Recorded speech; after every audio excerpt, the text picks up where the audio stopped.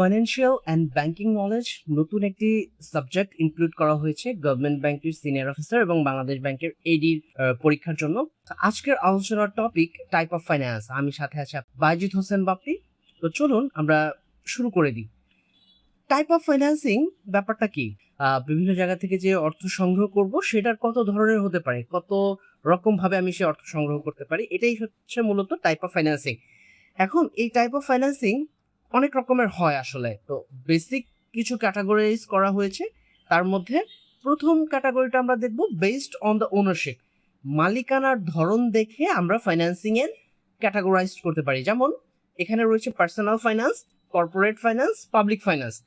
খুব ইজিলি যদি বুঝতে চেষ্টা করি যে পার্সোনাল ফাইন্যান্স বিষয়টা কি, যে ব্যক্তি আমি পার্সোনালি যেই পরিমাণে অর্থায়ন করব এবং কোথায় ইনভেস্ট করব, কোথায় টাকাটা খরচ হবে, কোথা থেকে টাকা আসবে, এই রিলেটেড কাজকর্ম যেটাতে হবে সেটা হচ্ছে পার্সোনাল ফাইন্যান্স। কর্পোরেট ফাইন্যান্স বলতে আমরা বুঝি যে একটা বিজনেস প্রতিষ্ঠান কোথা থেকে ফাইন্যান্সিং করবে সেটাকে বোঝানো হচ্ছে। এবং পাবলিক ফাইন্যান্সটা গভর্নমেন্টের আর্নিংস অর্থাৎ গভর্নমেন্টের রেভিনিউ অ্যান্ড এক্সপেন্ডিচার কোথায় হবে সেটা বোঝানোর জন্য পাবলিক ফাইন্যান্সকে দেখানো হচ্ছে। আমরা এগুলো নিয়ে পরের স্লাইডে আরো ডিটেলস আলোচনা করব। প্রথমে জাস্ট আমরা একটা বেসিক কনসেপ্টটা বোঝার চেষ্টা করছি। দ্বিতীয় পজিশনে রয়েছে বেসড অন দ্য ম্যাচুরিটি, অর্থাৎ আমি যে ফাইন্যান্সিংটা মানে অর্থায়নটা করছি, ফাইন্যান্স যেখান থেকে গ্রহণ করছি, সেটা আসলে কত সময়ের জন্য নিচ্ছি সেই টাইমিং এর উপরে ডিপেন্ড করে ফাইন্যান্সের ক্যাটাগরি করা হয়। যেমন short term finance, mid term finance, long term finance. সাধারণত 1 বছরের কম সময়ের জন্য যেটা করা হয় সেটাকে বলা হয় শর্ট টার্ম ফাইন্যান্স, এবং 1 বছর অ্যাবভ থেকে 5 বছরের মধ্যে যে ফাইন্যান্সগুলো করা হয় মিড টার্ম ফাইন্যান্স, এবং 5 বছরের বেশি সময়ের জন্য যে ফাইন্যান্সিংগুলো হয় সেটাকে বলা হয় কি লং টার্ম ফাইন্যান্স। এরপর রয়েছে বেসড অন দ্য সোর্স।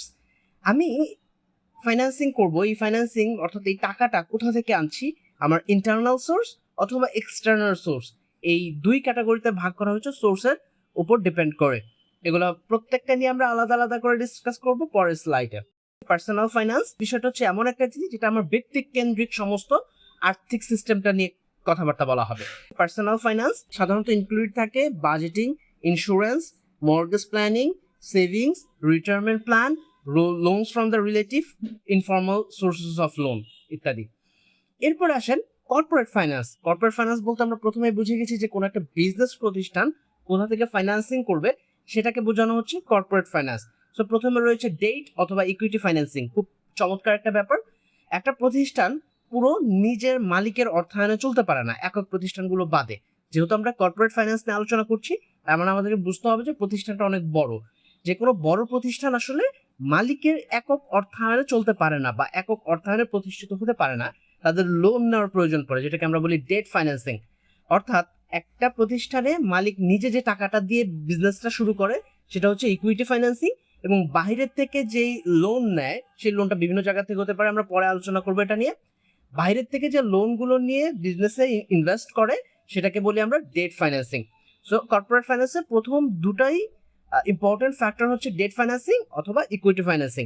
এরপরে রয়েছে ব্যাংক অ্যান্ড ফাইন্যান্সিয়াল ইনস্টিটিউশনস গুলো থেকে যে লোন নেয় সেটা হতে পারে কর্পোরেট ফাইন্যান্সের একটা উৎস।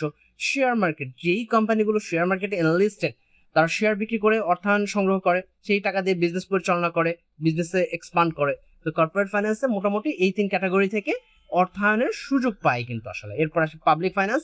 প্রথমেই বলেছি পাবলিক ফাইন্যান্সটা গভর্নমেন্টের এক্সপেন্ডিচার অ্যান্ড রেভিনিউকে নিয়ে আলোচনা করা হয়। তো গভর্নমেন্টের রেভিনিউ আসে কোথা থেকে, এখানে প্রথমে বলা আছে ভ্যাট, এরপর রয়েছে income tax, corporate tax, GST বা ইত্যাদি এইসব বিষয়গুলো। এর মধ্যে একটা জিনিস খুব ইম্পর্টেন্ট একটা ফ্যাক্টর, যে পাবলিক ফাইন্যান্সে অর্থাৎ গভর্নমেন্ট সবচেয়ে বেশি আয় করে যে সেক্টরটা থেকে সেটা হচ্ছে ভ্যাট, ভ্যালু অ্যাডেড ট্যাক্স। এটা নিয়ে আমরা আরো আলোচনা করবো পরের কোনো সেশনে। তো এটা জাস্ট মনে রাখবেন যে গভর্নমেন্ট সবচেয়ে বেশি রেভিনিউ জেনারেট করে ভ্যাট থেকে, অর্থাৎ ভ্যালু অ্যাডেড ট্যাক্স থেকে সবচেয়ে বেশি রেভিনিউ জেনারেট করে। এরপর নেক্সট স্লাইডে চলে আসি আমরা এই short term, long term, mid term, এগুলা কোনটা কোন ধরনের ফাইন্যান্সিং এর মধ্যে পড়ে সেটা আমরা একটু দেখার চেষ্টা করব। তো প্রথমে আমি বলে দিয়েছিলাম যে শর্ট টার্ম ফাইন্যান্সিং গুলো সাধারণত 1 বছরের কম সময়ের জন্য যে ফাইন্যান্সিং গুলো হয়।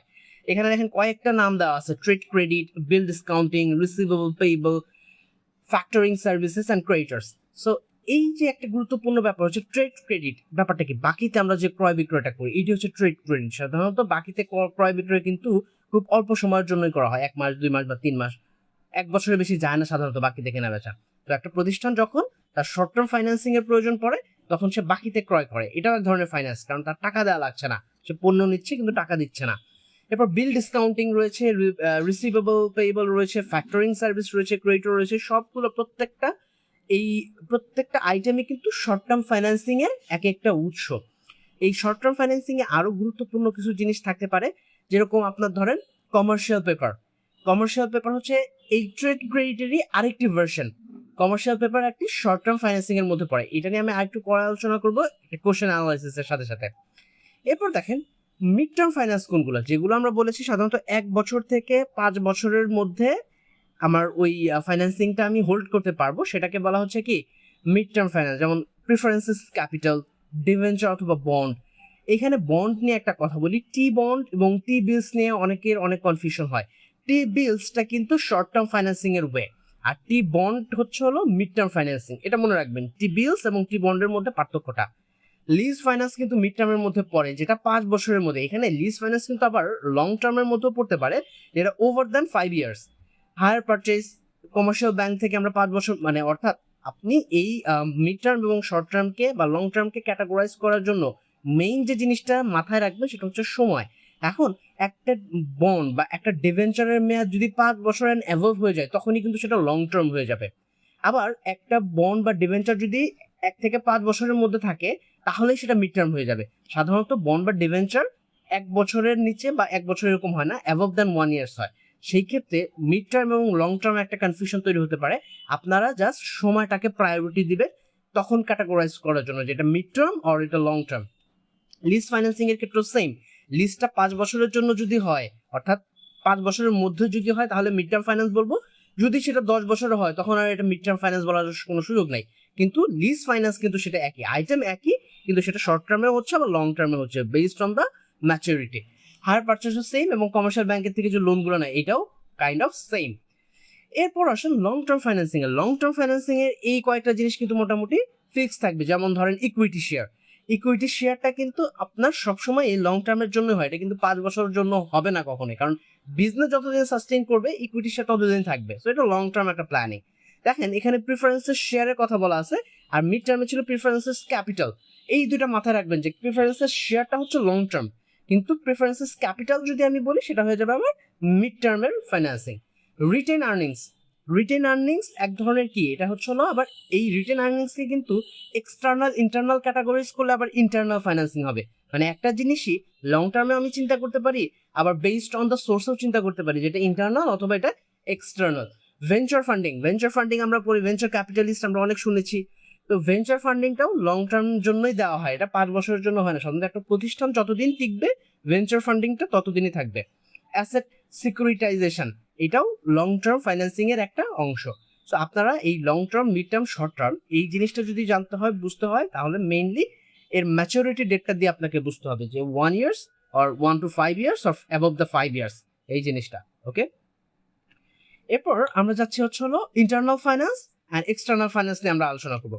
প্রথমে আমরা বলছি যে ফাইন্যান্সগুলো নিয়ে এতক্ষণ আলোচনা করলাম, এগুলাকে যেরকম মিড টার্ম, শর্ট টার্ম এবং লং টার্মে ক্যাটাগরাইজ করা যাচ্ছে, ওই একই আইটেমগুলোকে কিন্তু আবার 2 ভাগে ভাগ করা যায়। একটা হচ্ছে ইন্টারনাল ফাইন্যান্স আর একটা হচ্ছে এক্সটার্নাল ফাইন্যান্স। ইন্টারনাল ফাইন্যান্সের যে জিনিসটা থাকে, প্রতিষ্ঠানের যে প্রফিটটা হয় এবং যে রিটেন আর্নিংসটা থাকে, সেগুলোকে আমরা বলবো ইন্টারনাল ফাইন্যান্স, অর্থাৎ এটা প্রতিষ্ঠানের ভেতর থেকে যে অর্থায়নের সুযোগটা তৈরি হচ্ছে সেটা।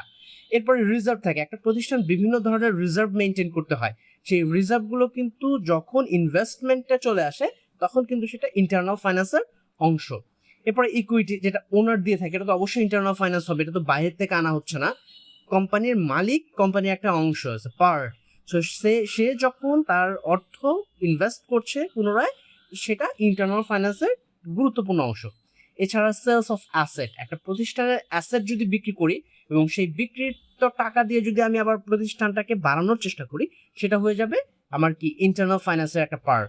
এরপর আসুন এক্সটার্নাল ফাইন্যান্স নিয়ে আমরা আলোচনা করবো।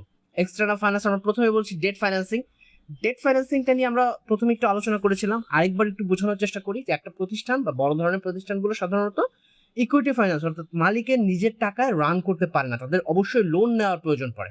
সেই লোনটা বিভিন্ন জায়গা থেকে নিতে পারে, যেমন ব্যাংক লোন হতে পারে, ব্যাংক ওভারড্রাফট হতে পারে, যেটা ওডিটি আমরা মার্ক করেছি এখানে, বন্ডস হতে পারে, ডিভেঞ্চার হতে পারে। সো এই বন্ডস, ডিভেঞ্চার এগুলা কিন্তু শর্ট টার্ম, এটা তো শর্ট টার্ম হওয়ার কোনো সুযোগ নাই। মিড টার্ম নাকি লং টার্ম এটা কিন্তু আসলে ডিপেন্ড করবে বেসড অন দ্য ম্যাচুরিটি। একটা বন্ড যদি 5 বছরের জন্য হয় সেটা মিড টার্ম, এবং above the 5 years long term.